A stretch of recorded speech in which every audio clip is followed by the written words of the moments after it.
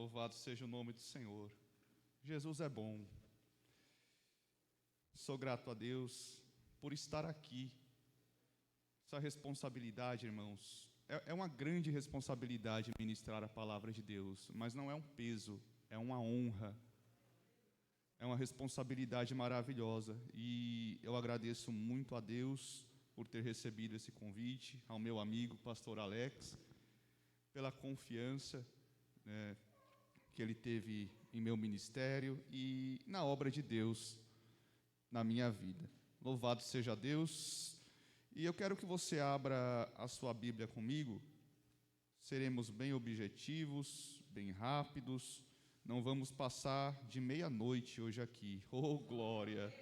Poucos glorificaram. Tem gente ansioso para ir para casa aqui, hein?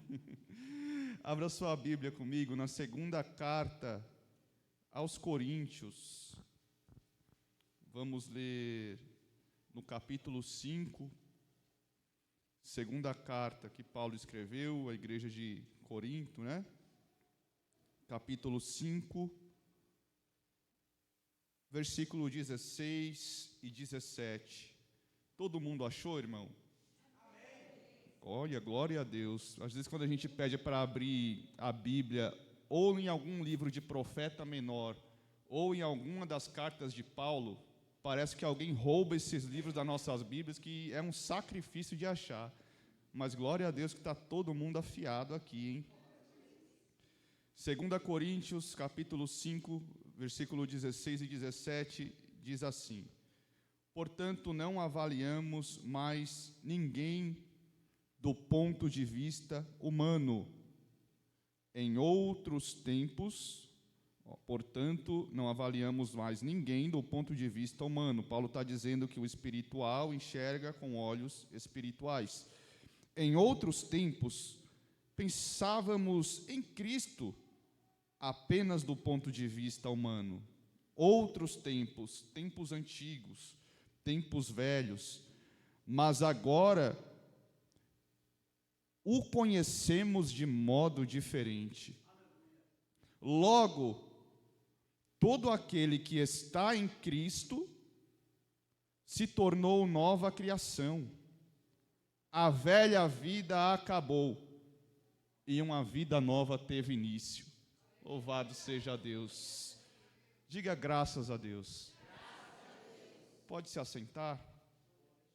Curve sua cabeça, eu quero fazer mais um minutinho de oração. Querido Deus, Pai Santo, Pai Justo, acabamos de ler a Tua palavra, Senhor. Meu Deus, o Senhor sabe, o Senhor estava e está comigo. Eu me esforcei, li, me dediquei, estudei e olha, estava difícil, Senhor. Mas agora é com o Senhor, porque se o Senhor não assumir esse microfone, não subir aqui nesse altar, essa pregação não vai passar de uma palestra e cheia de falhas na fala ainda. Então eu te peço, Senhor, assume este microfone, porque eu não quero falar nada que seja de mim. Fala com a tua igreja, Senhor, não aquilo que queremos, mas aquilo que precisamos ouvir. Fala o que o Senhor tem para nós. Fala o que o Senhor quer falar, meu Deus. Que vidas sejam curadas, libertas aqui. Que mentes sejam transformadas. Que pensamentos mudem aqui nessa noite. Que o Senhor venha endireitar caminhos, venha endireitar corações, venha corrigir aquilo que está torto. Que o Senhor venha consolar, venha confortar, venha renovar. Mas fala, Senhor. Eu não sou nada, Deus. Eu não tenho nada.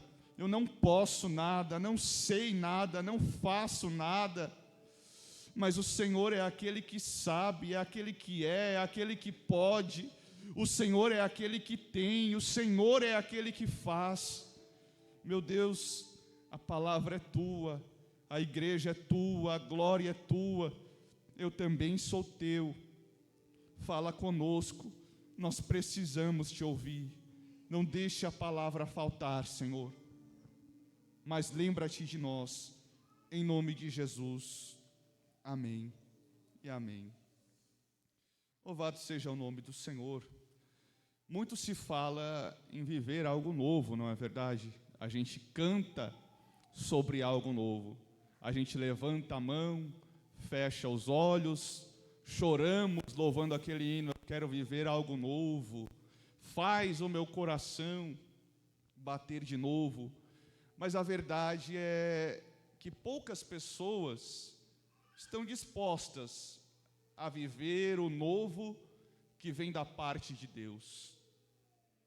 Muitos se acomodaram em sua situação, se acomodaram em seu ministério, se acomodaram em seu estágio espiritual, estão bem dessa forma aos seus olhos e rejeitam aquilo que Deus tem de novo. Só que nós precisamos entender que Deus não é o Deus dos acomodados, que Deus não é o Deus dos parados. Até na visão de Ezequiel, o trono estava sempre em movimento, porque Deus, Ele é Deus de coisas novas, Ele é Deus de movimento, Ele é o Deus que quer nos tirar do velho e levar para algo novo. Mas ainda está muito abstrato, pastor. Está muito abstrato, pastor Alex. O que é esse algo novo? E aí, nas igrejas neopentecostais da vida, o algo novo que eles vão pregar é a chave da casa nova. Ô glória, ó! É o mistério do carro novo. Não sei da sua vida, mas eu vejo o BMW parando, hein? E é a bênção. E é o receba, é o receba, é o receba. Mas na neopentecostal é assim, para você receber, você tem que dar, tem que dar, tem que dar, tem que dar. E aí nada acontece e o crente fica frustrado. E o novo que Deus diz, ele abrange a dimensão espiritual. Sim, ministerial. Ele abrange o celestial, pois esse é o nosso maior propósito. E também abrange o físico, porque Deus é o Deus que anda conosco em todos os processos da nossa vida. Ele provê. Então, alguém vai dizer assim que é a chave da mansão, que é a chave da casa, é a chave do jatinho. E o que Deus tem para você, na verdade, é uma vida nova. Porque do que adianta? Se o ser humano tem uma casa nova e tem um carro novo, se ele não estiver em Cristo, ele não é uma nova criatura. Se ele não estiver em Cristo, ele está morto. Agora, se você não tem uma casa nova, um carro novo, a melhor roupa nova, mas se você está em Cristo, você tem vida, e é isso, esse é o principal que Ele tem para você, é a vida nova, e essa vida não é uma vida qualquer, pastor Alex, mas é vida em abundância, é vida eterna. E eu vou ser ousado em dizer que até aqui na terra, a vida do crente, ela é diferenciada. Como assim? Então é pelo que eu tenho, é pelo que eu possuo. Sim, é pelo que você possui, mas não no âmbito material. É porque você tem, é porque você possui a presença de Deus na sua vida. É porque hoje você não é uma casa vazia, você não é um templo abandonado, você não é uma tenda oca, mas dentro dessa tenda, o Espírito Santo de Deus habita em você. Então coloca a mão no seu coração, coloca, fecha o olho, fala comigo assim, mas fala com força.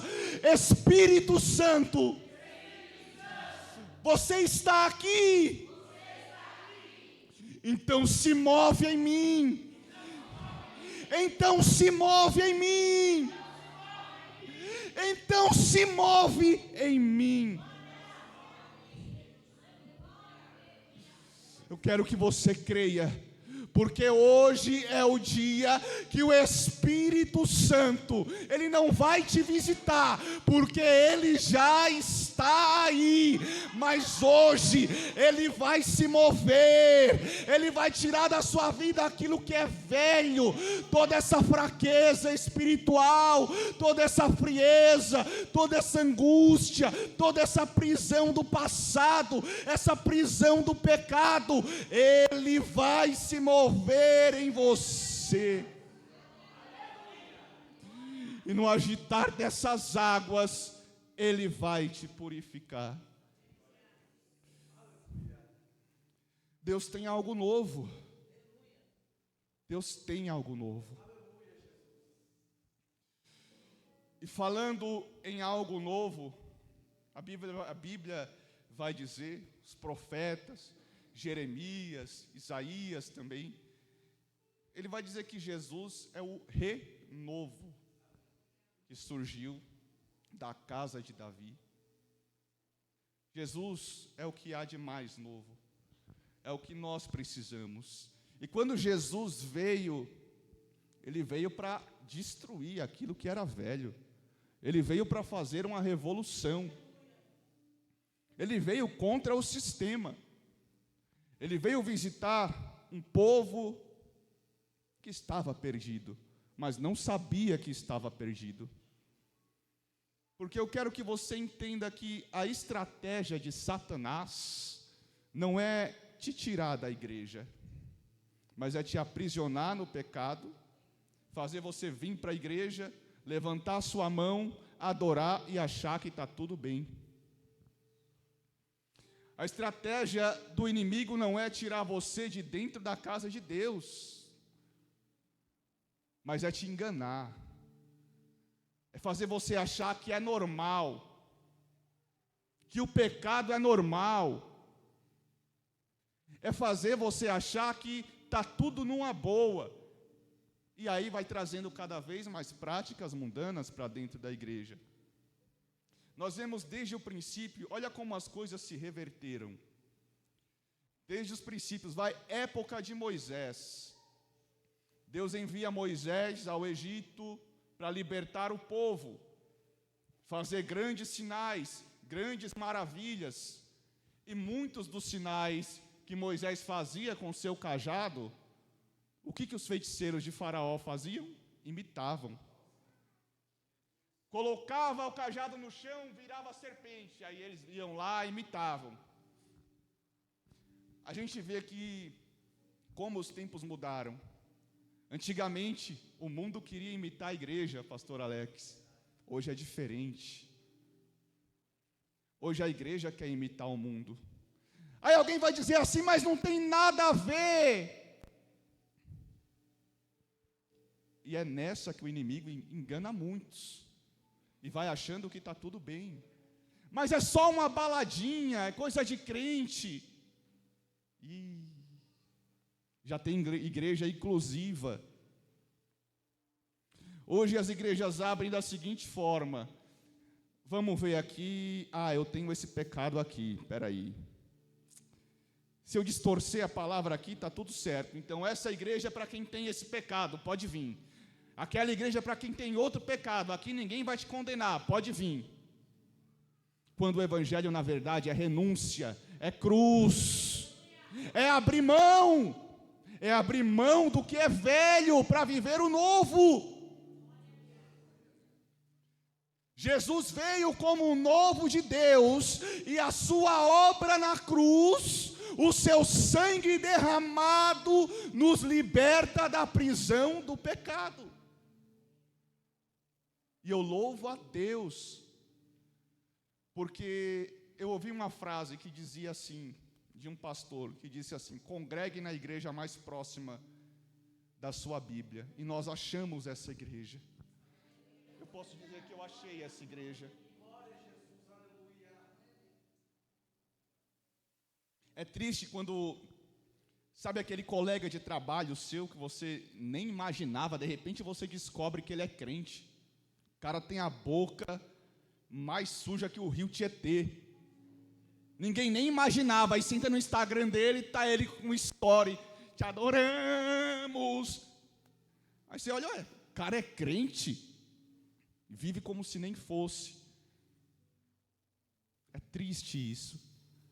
É porque o inimigo vai convencendo cada vez mais gente de que está tudo bem. Mas Paulo vai dizer assim: não vos conformeis com as coisas desse mundo. Não existe evangelho sem sacrifício. E o sacrifício maior foi feito na cruz. Mas nós também temos que fazer a nossa parte. E o próprio Paulo também vai continuar dizendo assim: ofereça o vosso corpo em sacrifício vivo. Não há evangelho sem cruz, não há evangelho sem sacrifício. Então você quer viver o novo? Tem que ter sacrifício, tem que ter disposição. E falando em novo, nós abordamos três âmbitos em que Deus, Ele quer operar coisas novas na nossa vida. Nós nos lembramos, corremos lá para trás e vamos lá na vida de Abraão. Abraão estava tranquilo em seu lar, em sua família, com seus bens. Era alguém que tinha prosperado, que tinha enriquecido, que vivia muito bem. E aí de repente Deus fala para ele assim: sai da sua terra, e sai da sua parentela e vai para a terra que eu te mostrarei. É o novo de Deus. Mas para chegar até essa terra, teve uma jornada, teve um processo. E o que eu quero que você entenda é que muitas vezes as coisas não vão acontecer do dia para a noite. Tem gente que Deus tem um propósito assim, que Ele fala e a pessoa parece que vive 5 anos em um dia. E é impressionante como as coisas acontecem. Lembra da mulher samaritana? Jesus falou com ela. Gente, a mulher tinha 5 homens, nenhum era dela. Jesus falou com ela, a partir desse momento ela já virou uma missionária. Como que pode? A mulher viveu 30 anos em 1 hora. Porque tem gente que a obra de Deus é assim. E aí ela saiu anunciando o que Jesus falou com ela. E os samaritanos, ouvindo o que ela falava, ficavam maravilhados e iam lá para ouvir também. E aí eles ouviam, e através da palavra dela, eles se encontraram com Jesus, ouviram e creram. E aí depois a Bíblia vai dizer que eles disseram assim: olha, antes nós acreditamos porque você falou. Gente, uma mulher que tinha 5 homens. O poder transformador de Deus foi tão forte nela, que restaurou até a credibilidade da mulher. Ela saiu anunciando e deram ouvidos. E aí eles disseram assim: ó, nós acreditamos antes porque você falou, mas agora nós cremos porque estamos ouvindo diretamente dele. A mulher virou uma missionária. E agora tem gente que vai passar pelo processo.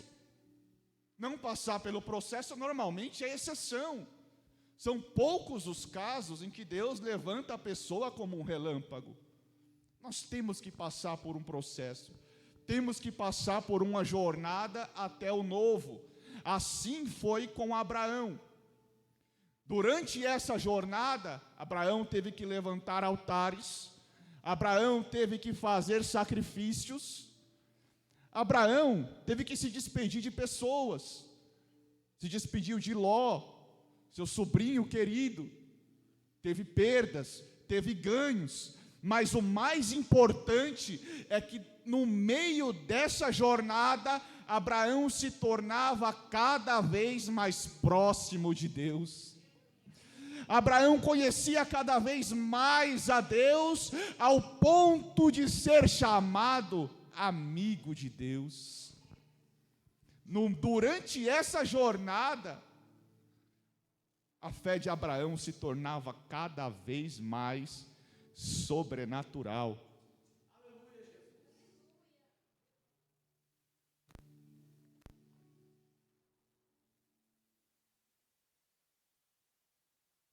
E o propósito de Deus era levar Abraão para uma terra nova. Seria a terra de sua descendência, a terra de seus filhos, a terra de sua futura nação. Esse era o propósito, uma terra que manda leite e mel. Abraão sai em sua jornada, indo para um lugar físico, indo para o novo. Eu não sei qual é o novo que você precisa, fisicamente falando, ministerialmente falando. Talvez seja um milagre, talvez seja uma explosão no seu ministério, seja uma mudança radical de vida. Mas entenda que tudo que Deus quer de você é que você passe pelo processo, é que você tenha disposição, é que você esteja disposto a viver aquilo que Ele tem para você. Ah, mas eu não consigo, isso é grande demais para mim, eu tenho muito erro, muita falha, muito pecado, muito defeito. Irmão, só vai, você só precisa ter disposição. Quem vai tratar com você é Deus. Durante a jornada, Ele tira de você aquilo que não presta. Durante a jornada, Ele vai quebrando o vaso e vai fazendo de novo. Durante a jornada, Ele vai curando a sua alma. Durante a jornada, Ele vai tirando a enfermidade. Durante a jornada, Ele vai provendo as suas necessidades. Deus não quer saber se você tem recursos. Se você não tem recursos, Ele só quer que você diga: Senhor, eu estou aqui, eu estou disposto. E se o Senhor falar para eu ir, não importa o que venha impedir, eu vou. É isso que Deus quer, disposição. Tem um camarada que tinha menos recursos do que Gideão? Acho difícil, hein? Mas aí o anjo chega para ele e fala assim: o Senhor é contigo, varão valoroso. Ah, mas se o Senhor é comigo, por que está acontecendo tudo isso na minha vida? Vai nessa tua força. Mas Senhor, que força? Eu sou o menor da casa do meu pai, a casa do meu pai, o meu clã é o mais pobre. Gideão, não é o que você tem, é quem você é. Eu te chamei, você é filho, você é valoroso, Deus te conhece melhor do que você mesmo, e Ele diz: levanta e vai. Não importa o que está faltando, Ele não vai faltar na sua vida. Gideão faz prova. Muitos dizem que Gideão era covarde porque estava malhando o trigo no lagar. Isso aí é de um erro absurdo. É um erro absurdo. Porque os midianitas eles se levantavam, eram 135 mil soldados midianitas aproximadamente, somados com seus aliados. E tudo que Israel plantava, eles vinham como gafanhotos e destruíam tudo. Algumas traduções vão dizer assim, que eles acabavam com a novidade da terra. Por quê? Porque Satanás quer te impedir de viver o novo. E como que Gideão fazia para se sustentar e sustentar a sua família nessa época? Quem quiser estudar isso depois, está no livro de Juízes, capítulo 6. Ele ia no lagar, um local inapropriado. O que era o lagar? Era um local de fazer vinho, onde as uvas eram prensadas para se separar o líquido da massa. E ele jogava o trigo ali, pegava a sua ferramenta, que era uma vara bem flexível, e batia no trigo. Era um trabalho terrível, cansativo, muito difícil, mas ele estava lá, dia após dia, provendo o sustento da sua família. Se tem uma coisa que Gideão não era, era covarde. Gideão era um homem de propósito. Então, quer viver o novo? Tenha disposição e permaneça firme no propósito. O local em que você está não importa. Não solte a ferramenta. O local em que você está não importa. Vou dizer de novo, não solte a ferramenta. Não saia do propósito.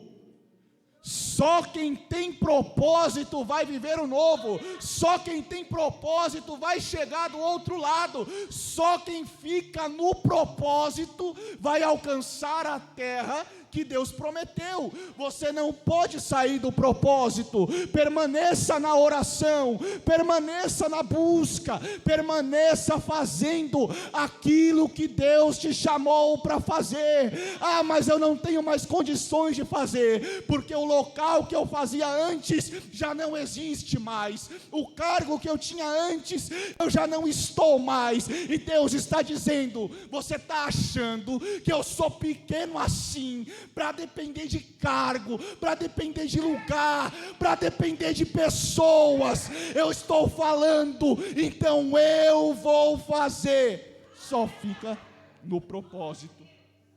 Não saia do propósito. Não abra mão da ferramenta. Tem gente que na primeira dificuldade que passa, lá um midianita, levou tudo que era para ser meu, e foi emprego embora, foi tudo embora. A pessoa já larga a ferramenta, faz um bico. Hoje também não oro mais, não canto mais, não prego mais. Quanto mais tempo você ficar fora do propósito, mais vai demorar para você chegar naquilo que Deus preparou para você. Quanto mais tempo você ficar longe do propósito, mais voltas Deus vai te levar a dar no deserto. Mais comprida vai ser a sua jornada, porque é na jornada que Deus vai tratar você. Então não adianta fechar a cara, não adianta ficar de birra. Sabe o que vai acontecer? Deus simplesmente vai quebrar você e fazer de novo. Aí a coisa vai piorar. Aí antes era um midianita, aí de repente Deus te quebra e você olha para o lado, está o filisteu. Aí você olha para trás, está o leão. Você olha para frente, está o urso. Fica no propósito. E seja paciente, porque Deus quer te levar para lugares inimagináveis. Tem pessoas que precisam ouvir a palavra que Deus vai colocar na sua boca. Tem pessoas que precisam ouvir os cânticos que Deus vai colocar nos seus lábios. Então não saia do propósito, porque o evangelho também não é só sobre você. O evangelho é sobre o próximo, e o seu próximo está precisando daquilo que Deus te deu. Se Gideão sai do propósito e solta a ferramenta, todo mundo na casa dele morre de fome. Você vai mesmo querer prestar conta das pessoas que vão perecer porque você está perdendo tempo parado? Porque você está se distanciando de Deus? Porque você está abandonando o propósito? Pega a ferramenta. Se não dá para ir para a eira, vai para o lagar. Se não dá para ir para o lagar, vai para o quintal. Se não dá para ir para o quintal, entra no banheiro do trabalho e ora lá. Mas não sai do propósito. Lugares físicos que Deus quer te levar, mas tem que ter disposição, e não pode sair do propósito. E tudo isso se resume em uma só coisa: para o principal lugar que Deus quer nos levar, que é a verdadeira terra prometida. E eu falo do céu, já está bem óbvio. E tudo que aconteceu no Antigo Testamento se torna uma sombra daquilo que está por vir e daquilo que aconteceu no ministério de Jesus. Ou seja, por mais que seja literal, Deus literalmente abriu o Mar Vermelho, resgatou o povo do Egito, estabeleceu as leis, operou inúmeras maravilhas, tudo aponta para Cristo, tudo aponta para o porvir. E é muito interessante que a gente vê um povo em sua jornada. Deus levanta Moisés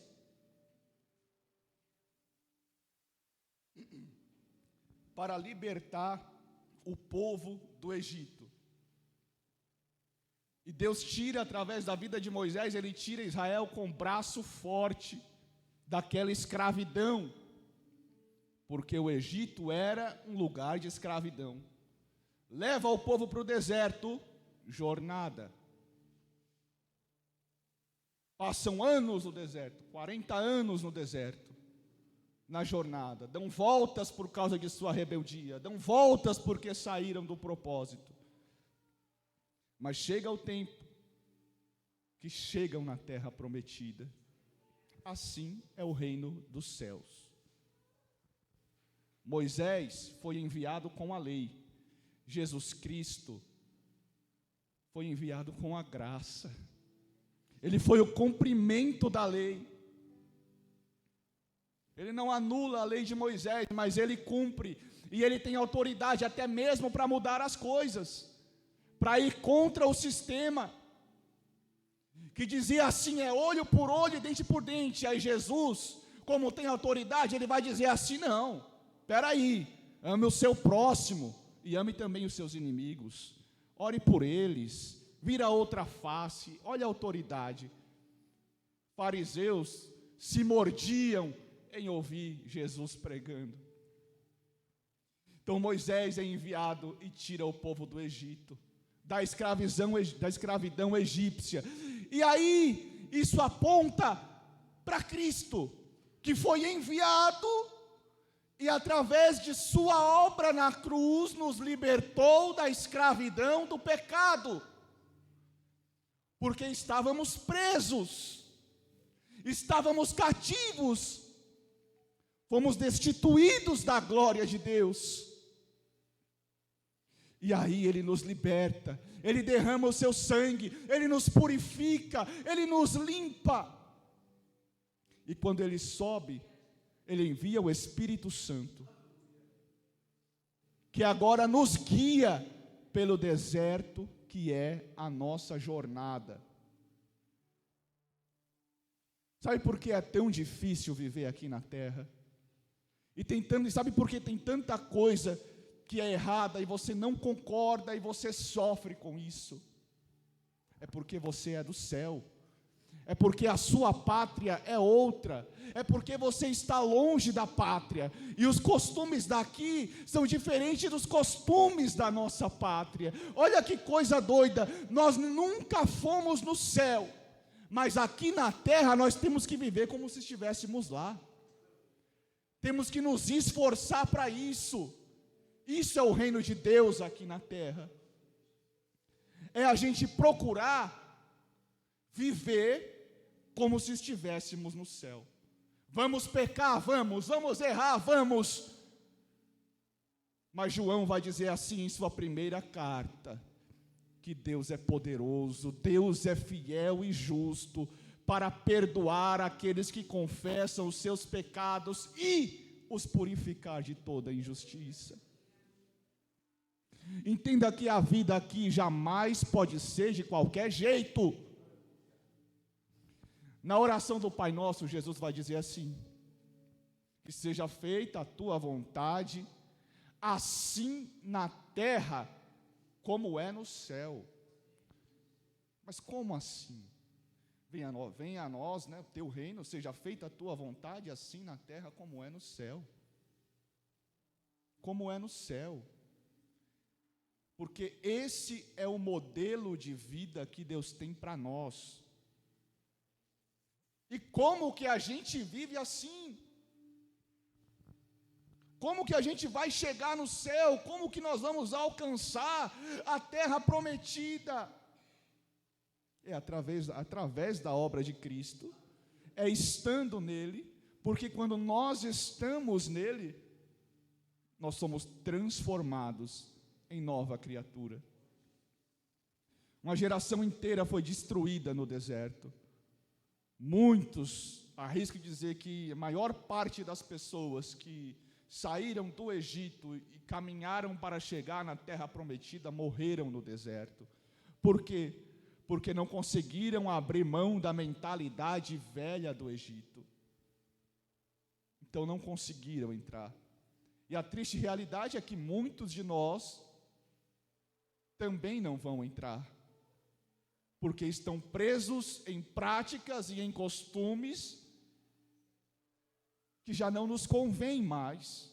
E o pior não é isso, o pior é eles não estarem dispostos a se conectar com Cristo e receber essa vida transformada.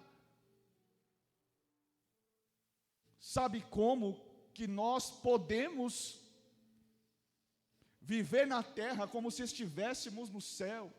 Como que nós podemos levar um pedacinho do céu conosco e apresentar para outras pessoas? O único caminho, irmão, é nascendo de novo.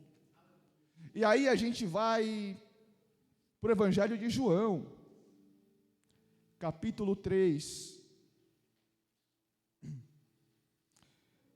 capítulo 3, versículo 3 diz assim: Jesus respondeu, ele falando com Nicodemos, quem não nascer de novo, não verá o reino de Deus. Jesus também ele vai dizer que não se coloca um vinho novo em um odre velho. Por quê? Porque assim você perde o vinho e perde o recipiente. Você quer receber o novo de Deus? Você tem que ser uma pessoa nova, você tem que se conectar com Cristo, você tem que confessar os seus pecados, você tem que ter disposição para deixar o velho para trás e dizer: Senhor, eu sou fraco, eu não consigo, mas eu quero mudar de vida. Você tendo a disposição, Jesus te diz: você é fraco, mas eu sou forte, eu te tomo pela tua mão. Você está sujo, mas eu troco as suas vestes, está impuro, mas com o meu sangue eu purifico a sua vida.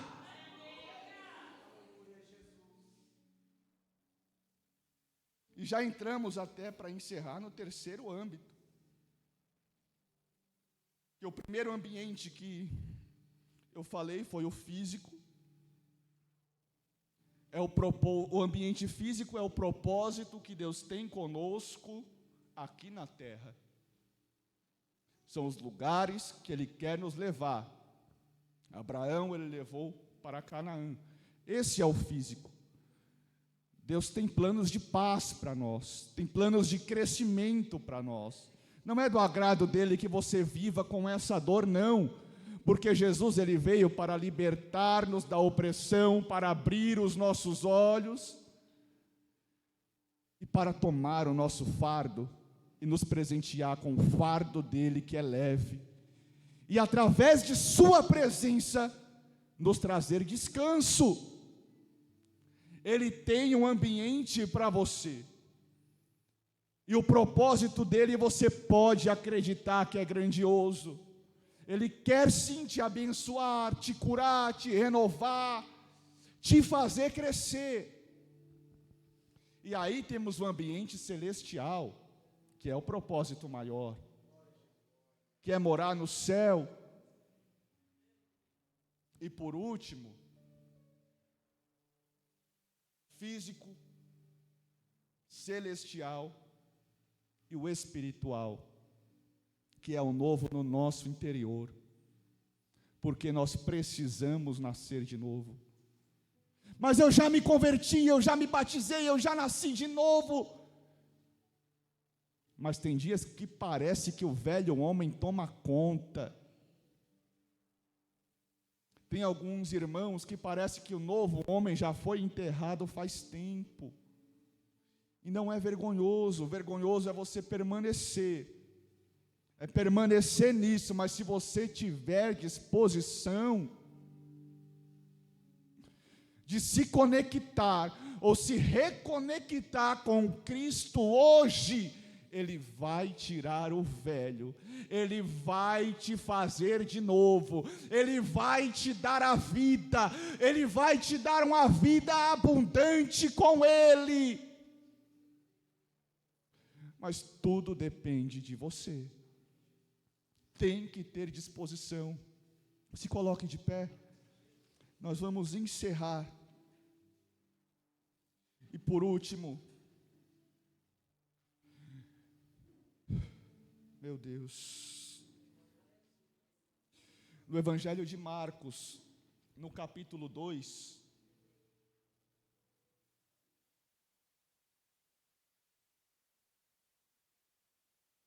nós vemos um paralítico, que ele não tinha condições de ir até Jesus. Jesus estava em uma casa, pregando, a multidão cercava toda a casa, o ambiente estava cheio, não tinha por onde aquele homem entrar. 4 amigos arrancaram telhas, tiveram o esforço de subir com ele, de amarrá-lo em cordas e descer aquele homem para que ele tivesse o seu encontro com Jesus. Mas o que isso tem a ver com a palavra? Calma que eu já vou chegar lá. E a gente vai encerrar e vai para casa feliz porque Deus falou conosco. E Jesus, vendo a fé daqueles homens, ele olhou para o paralítico e disse assim: perdoados estão os teus pecados. Os fariseus se escandalizaram. Quem ele pensa que é para perdoar pecados? Quem ele pensa que é para fazer algo que só Deus pode fazer? Jesus olha e diz assim: para vocês então é mais fácil dizer levanta e anda? Não seja por isso, então levanta e anda. E o que Deus quer dizer com isso? Por que primeiro, antes de tocar nas pernas, antes de tirar a deficiência física daquele homem, por que primeiro Deus trata o coração? Porque o reino de Deus, Mateus 6,33, é sempre em primeiro lugar. Você pode não ter o melhor carro, a melhor casa, as melhores condições financeiras, mas guarde o seu coração, guarde a sua vida com Deus, zele pela sua vida com Deus, se importe mais com o reino, se importe mais com a obra dEle, tenha compromisso com Ele, olhe para Ele, confesse os seus pecados. Ele quer curar a sua alma, Ele quer curar o seu coração. Ele vai fazer uma obra completa na sua vida, sim, mas começa de dentro. É o reino primeiro. Meu filho, peraí, você está querendo pular etapas, você está querendo chegar na terra sem passar pelo processo. Primeiro eu tenho que tratar com o seu interior, porque com essa revolta aí dentro de você, meu querido, você não vai chegar em lugar nenhum. Com esse pecado que você diz que não tem nada a ver, você não vai chegar a lugar nenhum. Com essa angústia tão profunda que toma conta de você, você não vai ter estrutura para segurar aquilo que eu vou colocar nas suas mãos. Então primeiro eu vou te libertar, primeiro eu vou consertar o seu coração, primeiro eu vou te perdoar, primeiro eu vou tratar com você, e depois eu digo: agora levanta e anda, porque você vai pisar nos lugares que eu quero que você pise. Deus quer tratar o nosso interior, porque Ele quer que nós dependamos somente dEle. O paralítico chegou lá dependendo de pessoas e dependendo de coisas. Você está passando o que está passando, porque Deus está te mostrando que você não vai depender de ninguém, vai depender somente dEle. Tem fases na nossa vida que precisamos ser arrastados, que precisamos de ajuda, e está tudo bem. O que não podemos é nos acomodar e falar: fulano vai fazer por mim mesmo, então eu vou ficar aqui nessa cama, eu vou ficar assim desse jeito, e está tudo bem. Eu vi um trecho de um podcast esses dias, que tinha um rapaz que é paralítico também, e ele disse assim: Deus me livre de ser curado. Eu tenho aqui o dinheiro que eu recebo do INSS, não preciso fazer nada, todo mundo faz por mim, não preciso pegar fila, tenho fácil acesso. Olha o nível de comodismo. Não, Deus não quer que você dependa de pessoas. Ele vai tratar com você e te mostrar que você só depende dEle. E aí depois disso Ele vai dizer assim: levanta e anda, pega a tua cama e vai. Chega de depender de pessoas e chega de depender de coisas. Eu congreguei com o irmão, pastor Alex, que ele falava assim: rapaz, eu não consigo servir a Deus se eu não tiver dinheiro. Deus sabe, Deus conhece o meu coração. Se eu não tiver com dinheiro, eu não consigo ser crente não. Depender de coisas. Você não vai depender de nada. A sua dependência vai estar somente em Deus. Ele vai te tornar apto para chegar aonde Ele quer que você chegue. Você sabe o novo que você precisa fisicamente. Você sabe o velho que te aprisiona espiritualmente. E você tem que entender uma coisa: tanto para viver o novo espiritual no nosso interior, o novo espiritual e o novo, tanto para viver o novo físico, que é os lugares que Deus quer nos levar para vivermos aqui na terra, e o novo celestial. Antes de viver o propósito de Deus aqui e chegarmos no céu, o novo interior tem que estar concluído, porque se a gente não for uma nova criatura, nós não vamos ver o reino de Deus. Vamos ter uma vida de fracasso, uma vida frustrada, porque nós não vamos viver o propósito dele aqui, e quando Jesus voltar, a gente ainda vai para o inferno.